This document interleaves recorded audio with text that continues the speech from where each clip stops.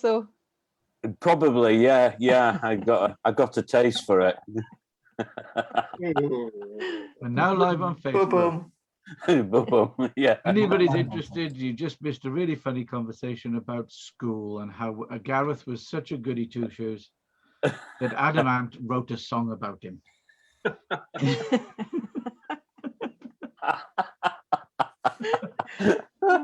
Doesn't make me a bad person. He had his prefect lapels, he reinforced on his blazer just so that the pin didn't damage the material. Oh, yeah. And he wore all his cab badges to school as well because we used to have to wear a cap. We used to have to wear a cap to go to school, and nobody ever put one on until they actually got to school and walked in. And I've got a lifelong hatred of hats because of that. Yeah. I wore a hat for 12 years in the army. Oh, well, I know you. I love wearing baseball caps. I've got a Stetson, a real one. Ooh. I went to their mansion in Florida, the Stetson mansion, where they came. Oh, did you? Yeah, came down from Texas and bought a place in Florida, and you can go around their mansion. It's massive. Wow. Anyway, I bet it was brimming over with hats. It was brimming, absolutely brimming. Oh, dear. How long before we reach the bottom, eh? Gareth's gone. I left on that one. Brimming. Oh my God. That's awful. You could just get out. The old ones are the best. Yeah. Oh dear. Come on then. Have you got a question for today's 60-second round as well, by the way? I certainly have got a question. Oh, good. For today's 60-second round. Certainly have. So are we cracking on then? Yeah, let's do it. Great. Good morning, everybody. Welcome to 1 Hour Networking, hosted by Gareth James, the Clockwork Guy. Hi, everybody. I'm Gareth, the Clockwork Guy. We specialize in video marketing, video production, and video training. And myself, Gareth Bottom, with Morton Fleet Services. We help private individuals get from A to B, and businesses as well. Private individuals and business. I missed that bit. We're going to have some 60 seconds introductions this morning. We've not got a 10-minute speaker. We're just going to have a bit of a discussion topic, and then we're going to jump into, I think, one big breakout room and give you loads of time to talk to each other. Question for today in our 60 seconds is, you're going to have a pie for tea tonight. What flavour are you having? Ooh. What flavour pie are you having tonight for tea? Okie dokie. So we're going to start this morning with Mr. Long, and then we're going to go to Sammy. I'll do my pie at the end then. I'll think about it while I'm talking. That's a bit difficult. But Steve Long from Yorkshire Rose. We're an independent financial services company regulated by the Financial Conduct Authority. I specialise in looking after your protection needs, whether that's mortgage protection, term assurance, critical illness cover, income protection. We look at investments and savings. We're rapidly approaching the tax year end, 5th of April, although in reality it's probably Saturday, but we're still doing ISAs for people even now. We also look at pensions, making sure people, where they can, maximise the pension contributions, or we do consolidation, put them all into one pot, make sure you've got better fund choice and lower charges. And at the end of the road, we look at inheritance tax planning, making sure that part of your estate, mum and dad's estate, or grandma and granddad's estate, doesn't go to the Inland Revenue. And I don't know if you know, but if you haven't made a will and you've got no direct dependents, your estate could go to Prince Charles and Camilla. And we don't want that to happen, do we? So if you want to have a word with me, it's Steve Long from Yorkshire Rose. Thank you. Come on, Steve. What pie? Right. Steak and kidney. Steak and kidney. Excellent. Over to Sammy. Hi, everybody. I'm Sammy from Makers at the Mill, and I run creative workshops and team building days. So at the moment, I'm helping companies who have kind of staff who are a little bit anxious or depressed. Basically, we're helping with the well-being of the staff. So I know that people are very kind of anxious at the moment about going back into the workplace. So we're working with a medical company in May. And so what we're going to be doing is we're going to be building, these are heart-shaped boxes, but we're going to be building actual like square boxes for them. So we're going to send them a pack with all of the pieces in there.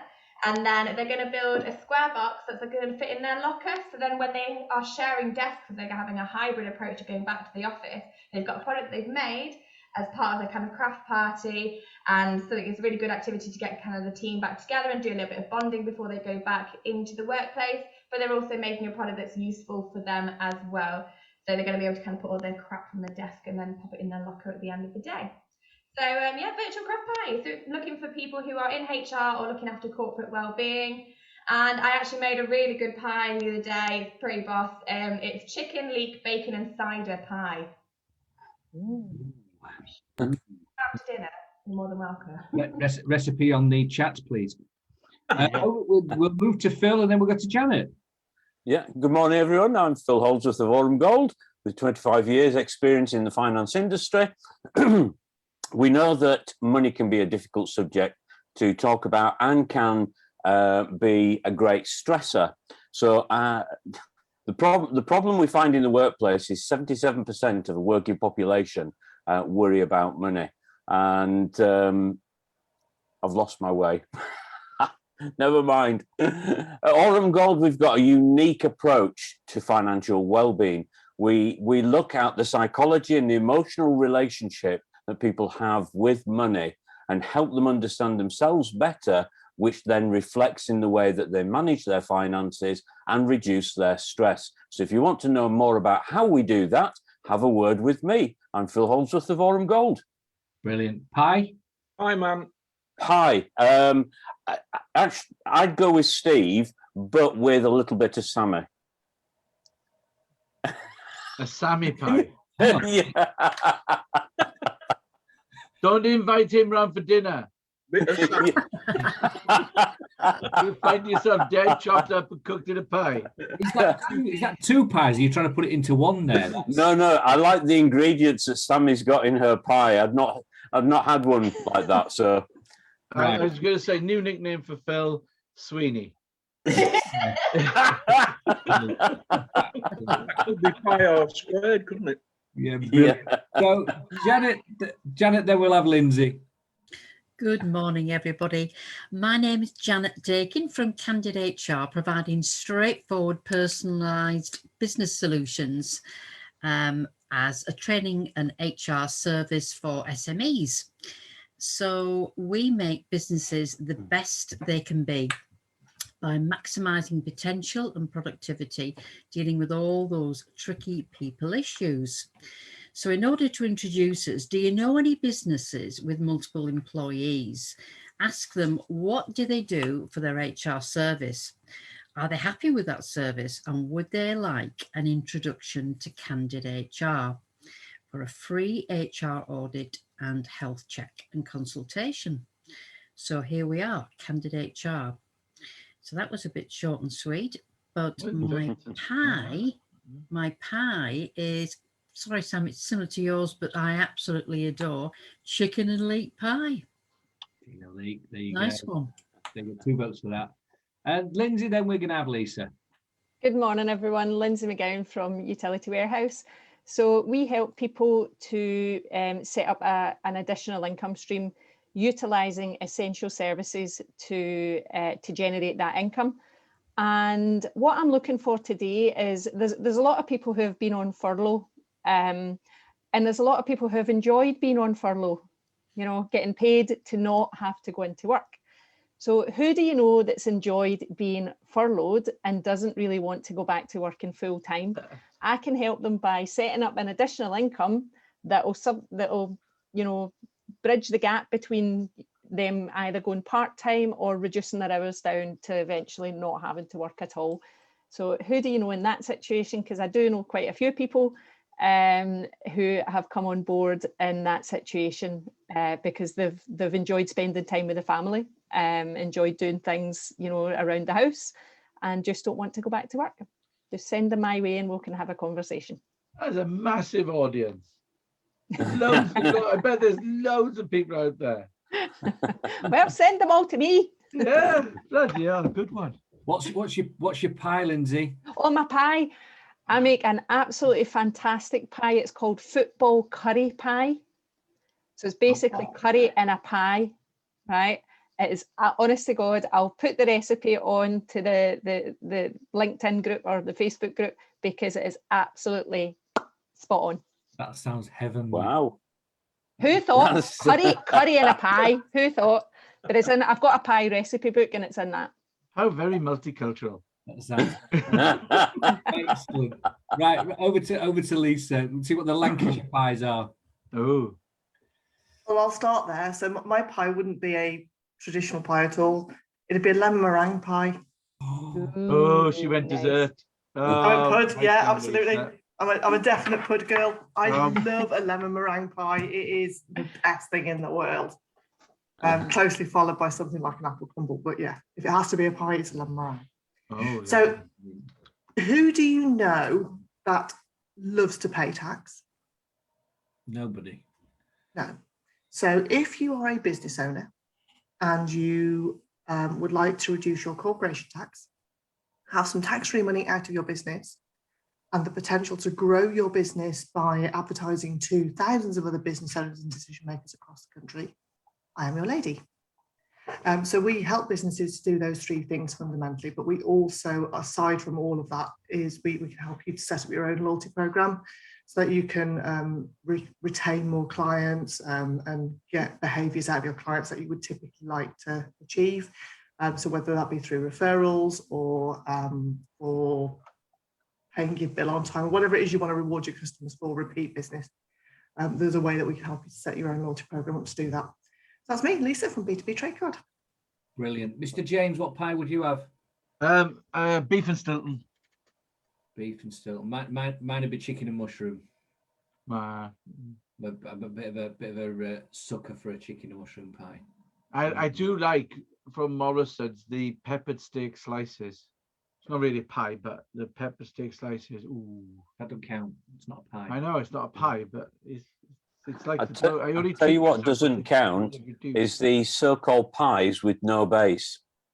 You know, you go into some restaurants and they say, and it's just puff pastry sat on the top. That's not a pie. No, it's not a pie. That's cheating, isn't it? It's a stew. It's a stew covered in a puff pastry tap. That's robbing. That's robbing you of a good bit of pastry. Yeah. Oh, it is. Yeah. Too true. Got to be short crust. Got to be short crust pastry for a pie. Yep. Yeah. Anyway, we digress, don't we? We're talking about pies and everything else. We are. Let's talk about more crucial things. Have we got a discussion topic, Gareth? Well, I was looking at the news this morning, and there's a thing about retailers, and retailers are calling for a shop out to help out scheme for when they're allowed to reopen. And Gareth and I started talking, and we thought, oh, this would be good to have a discussion about. You know, what's everybody's take on the whole retail situation, and the fact that obviously they're in the shit because of people like Asda, Tesco, Amazon and the rest of it, because you could go to Asda and buy electrical goods and clothes, but you can't go to retail on the street. Yeah, because apparently you can't catch COVID in Morrison's and the rest. You can only catch it in small shops. So what's everybody's take on the whole retail side of things? You know, how do you think it's going to bounce back? Does anybody see it bouncing back, or do you think retail's dead? I think it's an opportunity for the independents. If the city centres lowered their rates and their rent rates, then they could open that up to the independent businesses, and there could be a surge of independents rather than the big conglomerates who are kind of taking over the high street, because they've all gone online anyway. And so maybe open that back up and bring that back for more independent businesses. But did you find on that aspect though that large corporates feed small fish? As in, like our shopping centre manager said, you know, when M&S was closing, people come to M&S, which then drives them to the other smaller shops in the shopping centre. You know, and that kind of them closing was going to lead to a downfall in trade for the smaller ones. I know what you mean. Boutique shops, they should really exploit this, but then they kept the rates. I'd rather go and shop in those little boutique shops, to be honest, because if you have all of your big high street names, one high street looks exactly the same as the next high street. So why would you go to that town? Because they've all got a Top Shop and a Debenhams and M&S. So well, what's the draw for there? Those private little individual shops actually are the reason to go. Yeah, I agree. That's the difference nowadays, though, isn't it? Because there isn't a Debenhams and there isn't a Top Shop. And one of the things I've heard is the fact that the town centre will change in so much as it'll become a place where more people come to live, because they'll convert them into apartments, and retail will pretty much not entirely, but go online. But I'm one of those that if I'm buying stuff like clothes, shoes, and things like that, I like to try them on. But you can't even do that in the shops now. So why go to the shop? Yeah. But I think we're dealing with human nature as well, and I think people will respond when we get permission to go back, and new things will happen, like we've happened with Zoom and everything else. You know, like you saying, Phil, companies buying names, shutting the shop, but keeping the name online to sell online. But I'm with you on clothes and shoes. I just won't buy anything that I haven't tried on that I know fits me. And I like the idea of the boutique shops, because the thing is, these big conglomerates, it all becomes samey, doesn't it? There's nothing unusual. You know, you want that unusual item or whatever, you're only going to get it from the boutique shops. And at the end of the day, Amazon will list those things that make it money. And if they don't make any money, then it won't list it. Yeah, I think Janet's been trying to get a word in edgeways. Yeah, no, I was just going to say, I think that the big stores like the John Lewis's, you know, they're just like elephants, aren't they? I mean, you go into them and they're just dead, aren't they? So, I mean, those days are gone. I think the big department stores, you see, you're going to Skipton and Rackham's has been empty for ages, and that takes up a good part of the high street. So I do think that, I'm with Phil, I think, you know, a lot of them are going to probably be turned into flats or something like that. But I do think that these smaller individual little shops, little knick-knack shops, that's what people want. They come out for the day, don't they, just to browse, you know. These little, like in Craven Court in Skipton, people love places like that where they can just go in and have a little look at sort of something a bit different, you know. So I think that's the business now. Have a coffee as well. Just sit out and have a coffee. Sit out, do some shopping. I think people want to get out, don't they, and look at something different. Yeah. I think, like somebody said, I think it was Lindsay, about human nature, and it'll bounce back.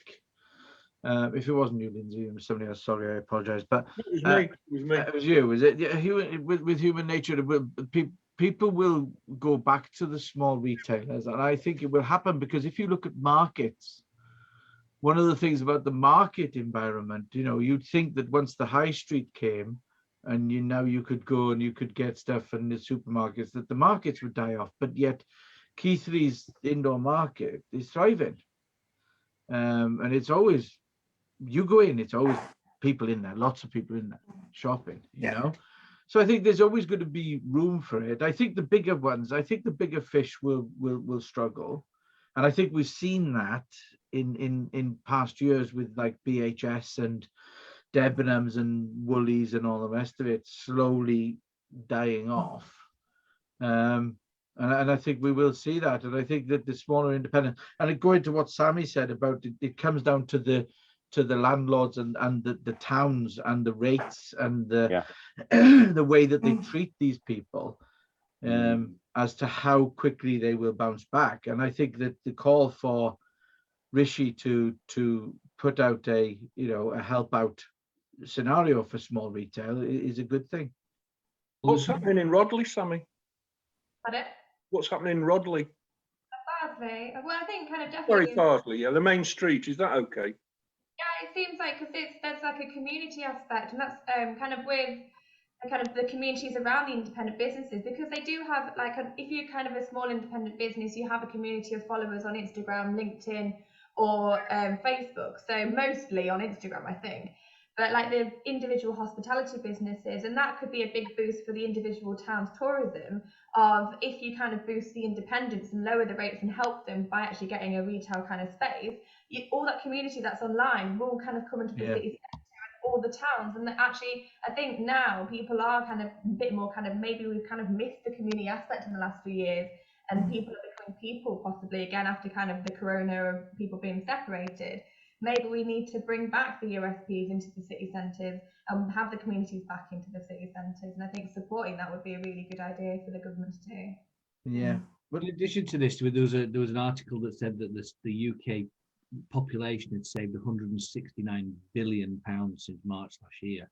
Yeah. Well, there's going to be a surplus of income floating around once July the 12th, when it properly opens up, or 21st, whatever it is. Yeah, because the money's not gone, is it? The money's not Money's gone. still there. They've saved it. And in America as well, there's something like, I think is it $3 trillion, Bill? Biden's going to announce this sort of campaign to restart the economy and give everybody who earns less than $54,000 something like $1,000 check to spend. And I think there's something like Shop Out to Help Out on a Monday to Wednesday, £10 free or £10 off, will drive that spending of that 169 billion, for people. But I don't think they should give it to Tesco's and Asda. I think it's got to be an independent kind of thing, that helps the local businesses. What's it like where you are, Lindsay? To be honest, I'm not much of a shopper anyway.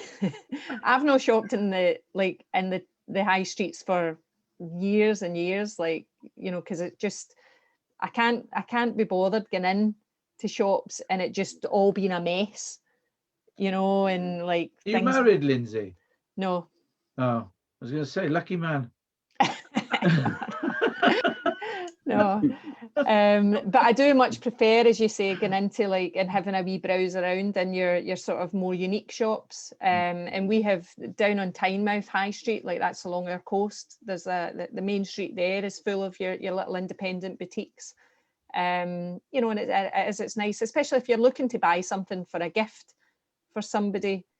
Then it's good to sort of go into those little places. But the high streets here are, if you go into the town centres, it's probably much the same as what it is where you are. They're pretty much dead, in terms of, all the shops have got to let signs outside them, or they're closing down, or they've already closed down. But that's been happening for years. It's not just the pandemic that's impacted that. That's been sort of, they've been turning into charity shops. The high street's got more charity shops on it than actual retailers. Takeaways, yeah. I'm going to wrap it up now. I'll finish very quickly with a funny story of when I was in Gateshead and me and Mick were filming, and we went to Iceland, the shop, to get I wanted some extra strong mints. And we went in and I asked the lady where the extra strong mints were, and she said, they're just down there. Next thing you know, she's running up behind us and she's going, oh, they're just here. It's a pack of 4 for £1. Are you all right? We're like, yeah, fine, thank you. And then she said, let me open a till for you. Opened up a till, and I was like, there was a queue. Yeah. And oh no, I was like, but there's a queue. And she said, oh no, just go through. And I thought, what the hell's going on here? And we'd already had people, when we were in Burger King, people looking and talking and everything like that. And we thought, what the hell's going on? Who do we look like?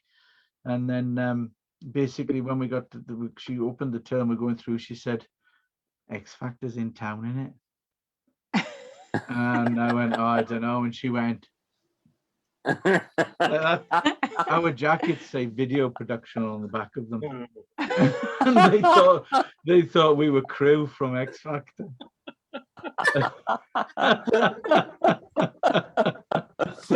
Yeah, so we were walking through town and people just looking, and it was like, after when this happened, we thought, right, but now we know why. Brilliant. Anyway, right, I'm going to open breakout room for you guys. You're going to have 5 minutes each, okay? Because basically, if we get on with it now, then you can have a good 5 minutes. There we go. Who's going to look after the room? Tell you what, Sammy, for the youngest in charge. Absolutely. Yeah. So I'll open that up, guys, and we'll see you in a bit. All right.